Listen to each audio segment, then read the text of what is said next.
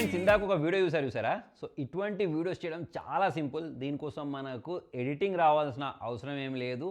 ఏఐని యూస్ చేసి చాలా సింపుల్ క్రియేట్ చేయొచ్చు. ఫస్ట్ మీరు చేయాల్సింది ఏంటి అంటే మీ ఫోటోని జెమినై యాప్ ఉంటుంది చూసారా, దానిలోకి అప్లోడ్ చేసేసి ఇక్కడ నేను చూపించే ప్రాంప్ట్ని దానిలో పేస్ట్ చేయండి. ఇక్కడ మీకు ప్రాంప్ట్ అర్థం కాకపోతే మన టీటీటీ లూట్స్ టెలిగ్రామ్ ఛానల్ ఉంటుంది, అందులో కూడా పిన్ చేసి పెడతాను. ఈ ప్రాంప్ట్ని ఇక్కడ పేస్ట్ చేసి ఎంటర్ బటన్ ప్రెస్ చేసిన తర్వాత మీ పక్కకి ఇట్లా నియాన్ లైటింగ్ ఉన్న ఒక లేడీ అనేది క్రియేట్ అయిపోద్ది.